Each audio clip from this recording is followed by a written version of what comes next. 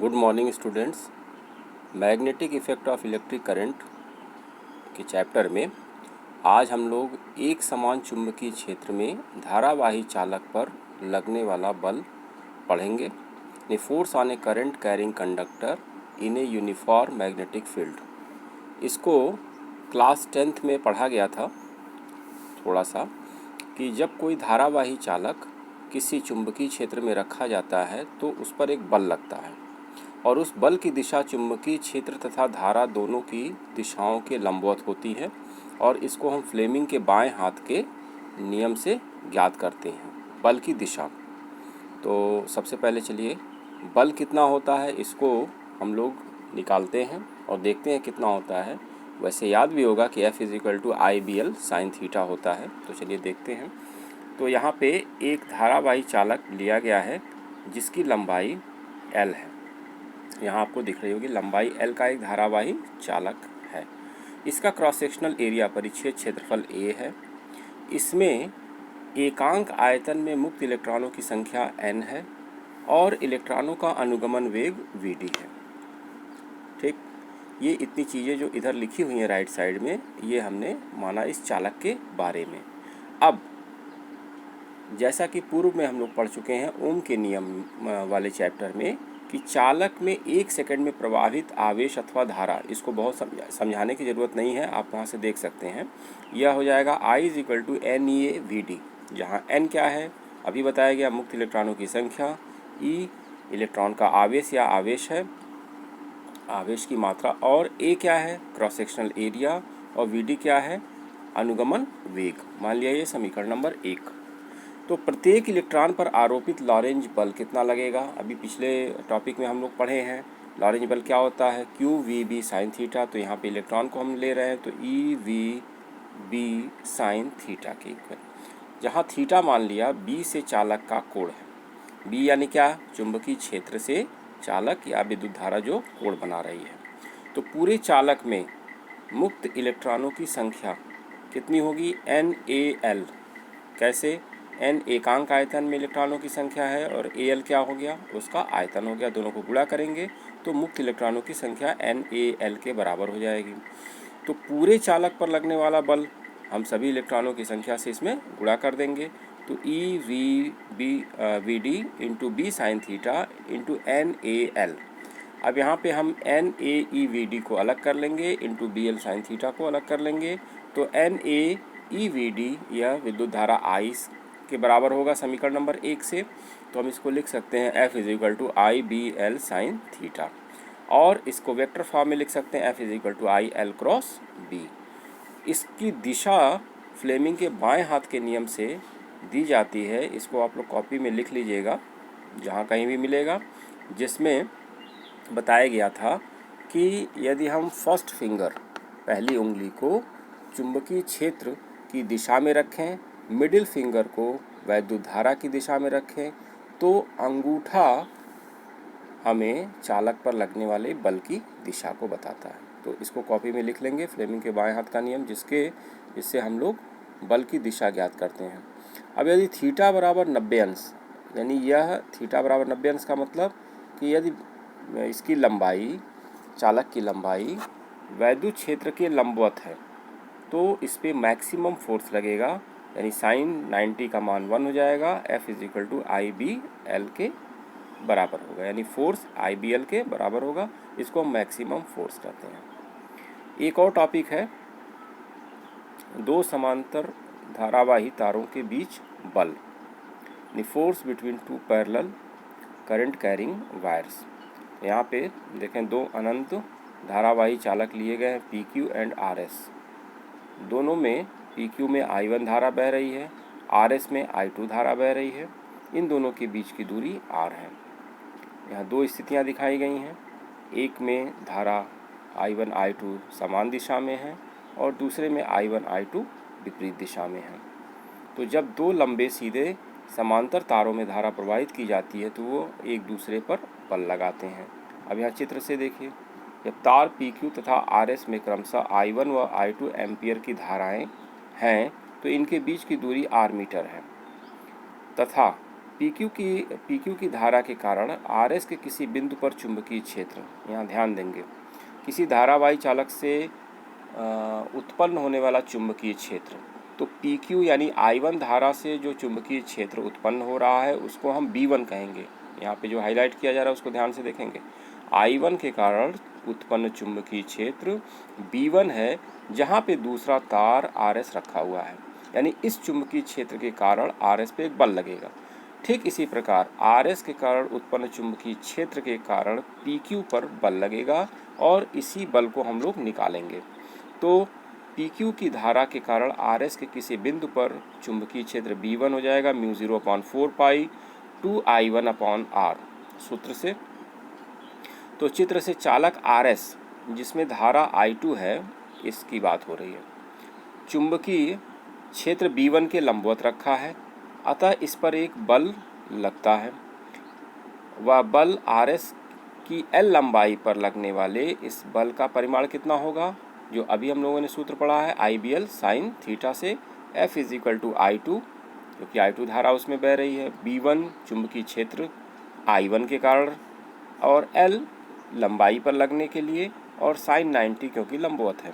तो B1 का मान रखेंगे ऊपर से, तो I2 B1 का मान है μ0/4 पाई 2I1/R इंटू L, तो μ0/4 पाई 2I1I2/R इंटू L न्यूटन, यह N न्यूटन है, तो इतने न्यूटन का बल लगेगा। तार RS की प्रति मीटर लंबाई पर लगने वाला बल, यानी एकांक लंबाई पर लगने वाला बल के लिए हम क्या करेंगे, L से इसमें भाग दे देंगे F/L, तो ये μ0/4 पाई 2I1I2/R न्यूटन प्रति मीटर के बराबर होगा।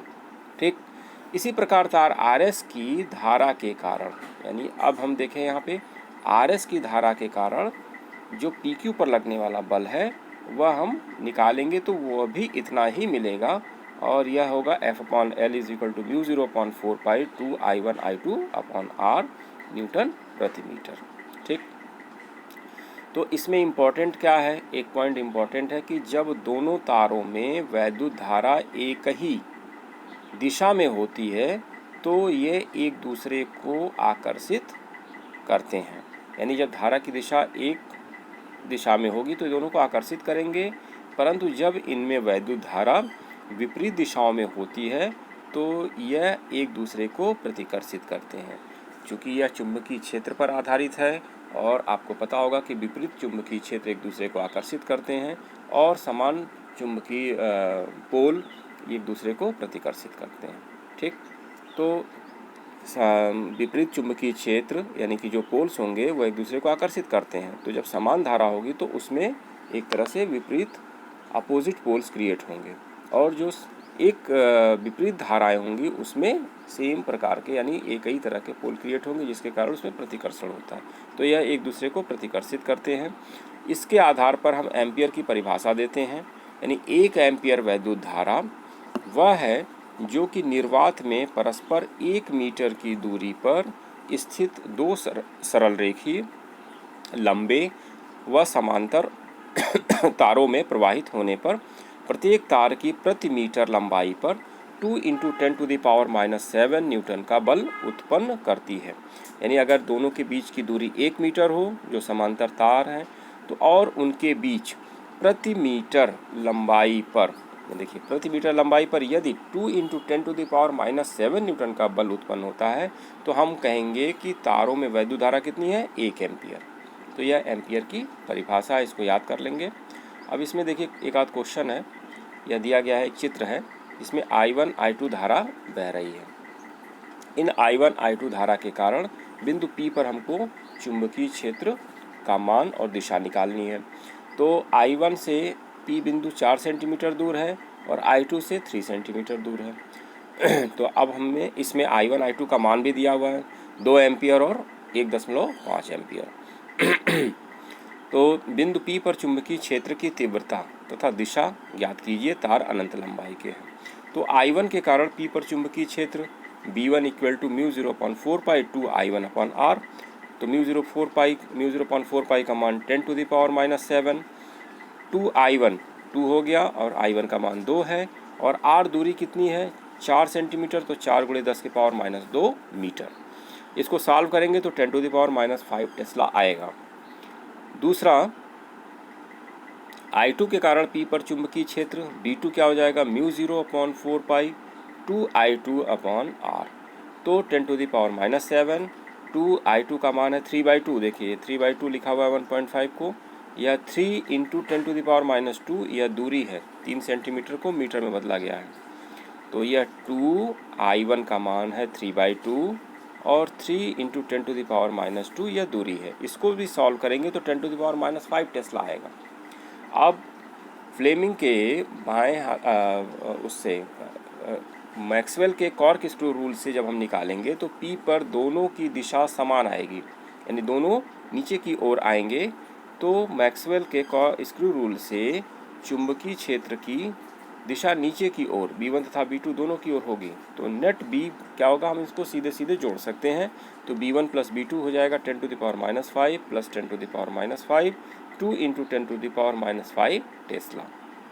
तो यदि एक तार में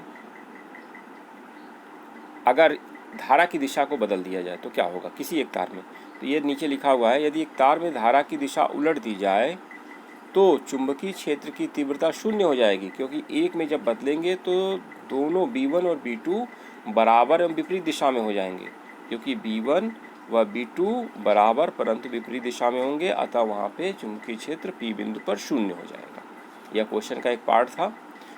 अब दूसरा देखते हैं, एक और क्वेश्चन है। 30 मीटर लंबे तार से एक 8 सेंटीमीटर व्यास की समतल कुंडली बनाई गई है, यानी 30 मीटर तार को लपेट के एक कुंडली बनाई गई है, कॉइल बनाया गया है। यदि कुंडली में 6 एम्पियर की धारा हो तो इसके केंद्र पर चुंबकीय क्षेत्र कितना होगा। इसकी त्रिज्या कितनी हो जाएगी, 4 सेंटीमीटर, क्योंकि 8 सेंटीमीटर व्यास है।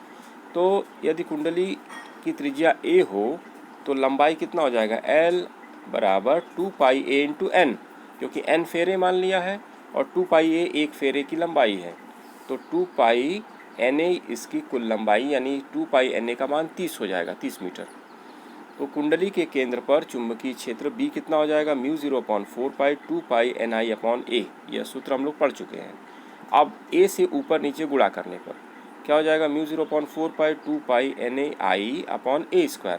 और देखिए ऊपर हमारे पास 2πna का मान है 30, I 6 एम्पियर है, यहाँ पे लिखा हुआ है 30 मीटर है, ये L I 6 एम्पियर है, और a का मान है 4 × 10⁻² मीटर।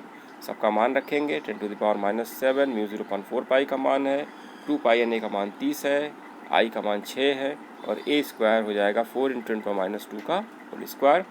सॉल्व करेंगे तो 180/16 × 10⁻⁷/10⁻⁴, तो यह हो जाएगा 11.25 × 10⁻³ एक जगह डेसिमल को हम रिप्लेस करेंगे तो हो जाएगा 1.125 × 10⁻², यानी B का मान जो हो जाएगा 1.125 × 10⁻² न्यूटन प्रति एम्पियर मीटर। तो इसमें कुछ और क्वेश्चन हम लोग करेंगे। तो आज के लिए इतना ही। अब इसको ठीक से देख लेंगे वीडियो को, और जो नोट्स भेजे गए हैं उनको कॉपी में लिख लेंगे। धन्यवाद।